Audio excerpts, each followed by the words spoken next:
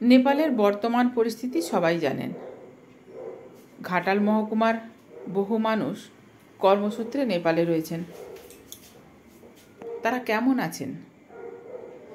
নেপালের কাঠমান্ডু থেকে ইমেল করে জানালেন ঘাটাল থানার কুঠিঘাট এলাকার জামিরা গ্রামের সুমিত জানা। তার লেখা মেলটি পাঠ করছি আমি, তৃপ্তিপাল কর্মকার। আমার নাম সুমিত জানা। নেপালের কাঠমান্ডুর নিউ রোডে বসে এই লেখা লিখছি। গত 1 বছরে টিভি আর সোশ্যাল মিডিয়ার পর্দায় দেখেছি বাংলাদেশ কিংবা তারও আগে শ্রীলঙ্কার গণ অভ্যুত্থান, কিন্তু ভাবতে পারিনি বাস্তবে কোনো দিন আমাকে সেরকম দৃশ্যের মুখোমুখি হতে হবে। আমার শিকড় কিন্তু ঘাটাল থানার কুঠিঘাটের জামিরাতে। জন্মেরও আগে থেকে বাবা কাঠমান্ডুর এই নিউ রোডের একটি ভাড়া ফ্ল্যাটেই রয়েছেন। ফ্ল্যাটের এক রুমে সোনার গয়নার কারখানা, আর পাশের ঘরে আমাদের সংসার। উচ্চ মাধ্যমিক পাশ করার পর বাবাকে কাজে হাত লাগাতে আমিও এখানে চলে আসি। মাও আমাদের সঙ্গেই থাকেন। একেবারেই সাধারণ শান্তিপূর্ণ জীবন। তার মধ্যে আচমকা নেমে এলো তুফান।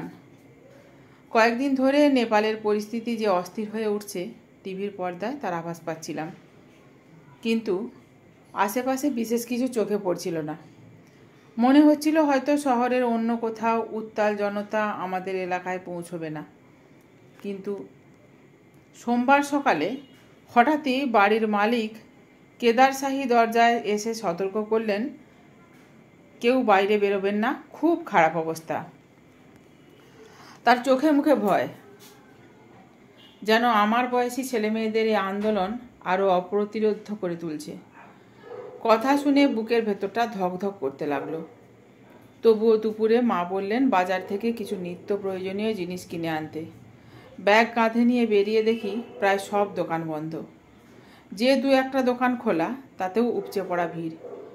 কোনো রকমের চাল, ডাল, আলু, ডিম কিনে বাড়ি ফেরার পথে দেখি হঠাৎই একদল মানুষ ছুটছে বিভ্রান্তের মতো। তাদের পেছনে ছুটে আসতে সশস্ত্র পুলিশ। মুহূর্তে চারপাশ থমথমে। প্রাণপণ নিজেকে আড়াল করে কোনোভাবে দৌড়ে বাড়ি ফিরে এলাম। বাড়ির ছাদে উঠে দেখি চারিদিকে শুধু ধোঁয়া। দিনের আলোয় কালো ধোঁয়ার কুণ্ডলী আকাশ ঢেকে ফেলেছে। কোথাও আগুন জ্বলছে, কোথাও গুলির শব্দ ভেসে আসছে। বুক কেঁপে উঠলেও কৌতূহল মরে যায়নি। পরের দিন মঙ্গলবার বিকেলে সাহস করে বাবা মাকে না জানিয়েই হাঁটতে হাঁটতে চলে গেলাম বাড়ি থেকে 100 মিটার দূরে, যেখানে বিশাল বাজার জনসেবা অবস্থিত। নিজের চোখে দেখলাম আন্দোলনকারীরা থানা চত্বরে দাঁড়িয়ে থাকা সমস্ত গাড়িকে রাস্তার মাঝে নামিয়ে একে একে আগুন ধরিয়ে দিচ্ছে। মুহূর্তে লেলিহান শিকায় গ্রাস করছে গাড়িগুলো। তারপর আগুন ছড়িয়ে গেল জনসেবা ভবনের ভেতরেও। বুকটা হিম হয়ে গেল। আর থাকতে পারলাম না। ছুটে বাড়ি ফিরে এলাম, কিন্তু ঘরে ফিরেও শান্তি নেই। মাথায় কেবল ঘুরছে গুলির শব্দ, ধোঁয়ার গন্ধ। সন্ধ্যা নামতেই টিভির ব্রেকিং নিউজে দেখালো আমাদের বাসা থেকে মাত্র 1.5 কিলোমিটার দূরে ললিতপুরের নক্ষু জেলের গেট ভেঙে দিয়েছে আন্দোলনকারীরা। প্রায় 1,500 বন্দী মুক্ত হয়ে রাস্তায় ছড়িয়ে পড়েছে। এরপর আগুন লেগেছে জেলের ভেতরেও। এই খবরে আমাদের স্নায়ু যেন ভেঙে পড়ল।